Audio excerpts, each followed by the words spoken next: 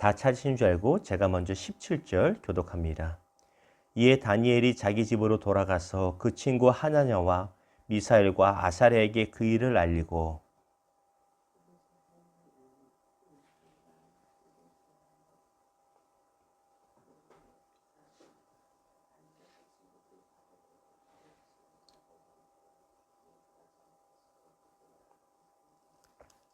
이에 이 은밀한 것이 밤의 환상으로 다니엘에게 나타나 보임에 다니엘이 하늘에 계신 하나님을 찬송하리니라.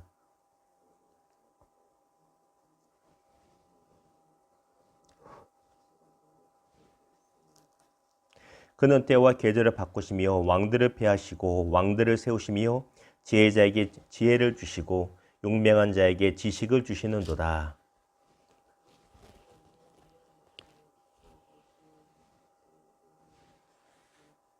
또 빛이 그와 함께 있도다. 아멘. 오늘 말씀을 가지고 은밀하고 위대하신 하나님이란 주제와 제목으로 주의 마음을 같이 나누기를 원합니다. 오늘 말씀 제목이 뭐라고요? 은밀하고 위대하신 하나님. 뭔가 어디서 들어봤 듯한 내용 아닙니까? 제목이죠. 언제 들어보셨어요? 연상되는 게 있을 것입니다. 영화 제목입니다. 2013년 김수현이라고 여러분 아시죠? 김수현이라는 젊은 배우가 주연한 은밀하게 위대하게라는 영화가 있었습니다. 첩보 영화지만 사실은 코미디의 영화이죠. 북한의 최정예 공작원이 남한에 내려와 바보로 사는 에피소드를 그린 이야기 은밀하게 위대하게라는 영화입니다. 은밀하게 살지만 위대한 능력을 가졌던 그 첩보원의 이야기인데 사실 오늘 말씀을 딱 우리 하나님에 대해서 말하고 있습니다. 우리 하나님은 은밀하시지만 동시에 위대하신 하나님을 믿으시기를 주님의 이름으로 축원합니다. 자, 오늘 본문을 보면 이렇습니다. 본문의 배경은 BC 586년, 예수님 오시기 586년 전에 남유다가 바벨론의 느부갓네살 왕에 의하여 함락을 당하게 됩니다. 그리고 그 전에죠.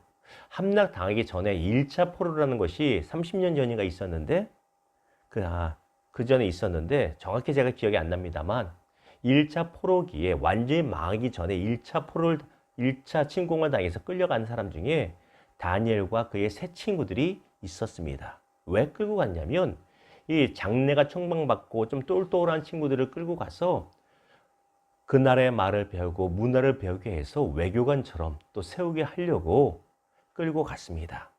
자, 다니엘과 세 친구의 특징이 뭐라고 어제 말씀드렸죠? 뜻을 정한 인생으로 말씀드렸습니다. 그들은 하나님 보시기에 아름다운 인생을 살기 위하여 뜻을 정하고 그 결과 하나님으로부터 그 누구와도 비교할 수 없는 놀란 축복을 지혜의 축복을 받았노라고 말씀을 드렸습니다. 그런데 어느 날 밤입니다. 이 바벨론의 느부갓네살 왕이 기이한 꿈을 꾸게 됩니다. 문제는 본인이 꾼 꿈이 너무나 기이해서 도무지 해석을 할 수가 없는 것입니다. 스스로. 그리고 그가 잠에서 깨요. 그 나라에 똑똑하다는 박사들과 그리고 모든 해몽할 수 있는 연구가 점성술사 같은 사람들을 다 불러 모읍니다. 그리고 꿈을 해몽하라고 말합니다. 그런데 이상한 것이 느부갓네살 왕이 꿈에 대해서 먼저 얘기를 해야 내가 이러쿵 저러쿵 꿈을 꾸었다라고 얘기를 해야 해몽을 하는데 성격이 괴팍한 건지 아니면 진짜 능력 있는 해몽가들인지 파악하려고 했는지 몰라도 꿈을 이야기해 주지 않습니다. 꿈을 이야기하지 않고 신하들에게 말하기를 내가 꾼 꿈이 무엇인지 문도 말하고 해몽까지 말하라고 합니다. 신하들이 말합니다. 왕이시여, 거기까지는 우리가 못합니다. 꿈을 말씀해 주십시오 말합니다. 그러자 왕이 버럭 화를 내면서 당장 너희를 죽여버리겠다고 말합니다. 난리가 난 겁니다.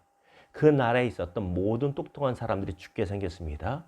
그리고 말씀드린 바와 같이 지혜가 최고로 있었던 다니엘과 세 친구도 죽게 되었습니다. 그 왕이 분노했다는 소식이 다니엘의 귀에 들립니다.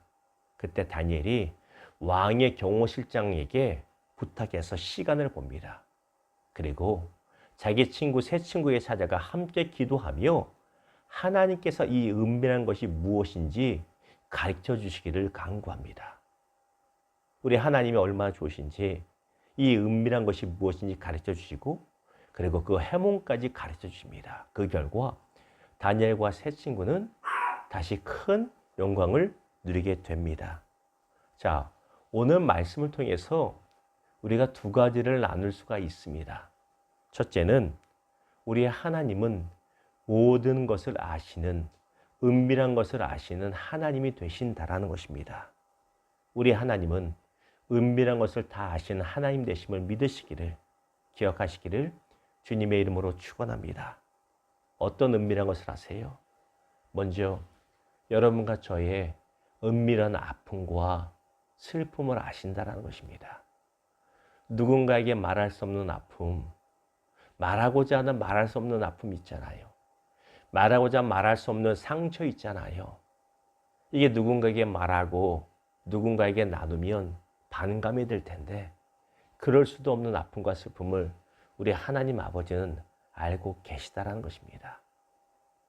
아무도 내 마음 몰라라고 생각할 때 저와 여러분의 아버지 하나님이 알고 계시고 위로하고 계심을 믿으시기를 주님의 이름으로 축원합니다. 또 무엇을 하세요? 우리의 모든 선한 행실을 기억하고 계시다라는 것입니다. 고넬료가 아무도 모르는 중에 선행을 베풀고 기도 생활할 때 누가 보셨습니까? 하나님이 기억하시고 때가 되면 고넬료에게 말씀하시기를 내가 너의 선행과 기도를 기억하였다라고 말씀하십니다. 선언을 행할 때 낙심하지 마시기를 우리 하나님이 기억하고 계심을 믿으시기를 주님의 이름으로 축원합니다.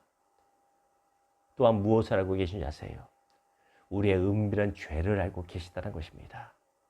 우리가 사람들의 눈을 속일 수 있어도 하나님을 속일 수가 없는 것입니다. 누가 그랬어요? 여호수아와 함께 있던 아간이라고 하는 부하가 여리고성을 함락시키고 나서 하나님의 말씀을 어겨 좋은 외투와 큰 몇 덩이를 숨겨버립니다. 아무도 모르는 완벽 범죄인 줄 알았는데 하나님은 아셨습니다. 그리고 책망하셨습니다. 사랑하는 여러분, 하나님 앞에 숨기지 마시고 어떠한 잘못과 허물이라 할지라도 하나님 앞에 정직하게 반응할 수 있는 저와 여러분 되기를 주님의 이름으로 부탁을 드립니다. 또한 오늘 말씀이 말하는 두 번째 교훈은 무엇입니까? 우리 하나님은 은밀한 것을 다 아시는 하나님이 될 뿐만 아니라 모든 것보다 위대하신 하나님 되심을 믿으시기를 주님의 이름으로 축원합니다. 느부갓네살 왕은 본인이 최고인 줄 알고 살았습니다. 본인이 최고의 왕이요, 최고의 권력자인 줄 알았습니다. 왜 안 그러겠어요? 당대 바벨론은 세계 최고의 제국이었는데 이 세상에 나보다 높은 것은 없다고 여겼는데 이 교만한 왕의 입에서 이런 고백이 나옵니다. 하나님이 최고이십니다. 어디 나옵니까? 우리 47절 제가 읽어보겠습니다. 다니엘서 2장 47절에 이렇게 말합니다. 왕이 대답하여 다니엘에게 이르되 너희의 하나님은 참으로 모든 신들의 신이시요 모든 왕의 주제시로다. 내가 능히 이 은밀한 것을 나타내었으니 내 하나님은 또 은밀한 것을 나타내시는 이시로다. 아멘.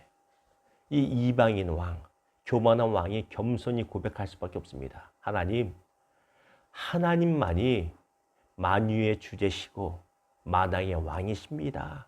하나님은 은밀한 것을 다 아실 뿐만 아니라 가장 위대하고 전능하신 분이십니다라고 이방인 불신자의 입을 통해서 고백이 나온다는 것입니다. 여러분에게 묻습니다. 저와 여러분에게 일상 가운데 이런 고백이 얼마나 나온지 모르겠습니다.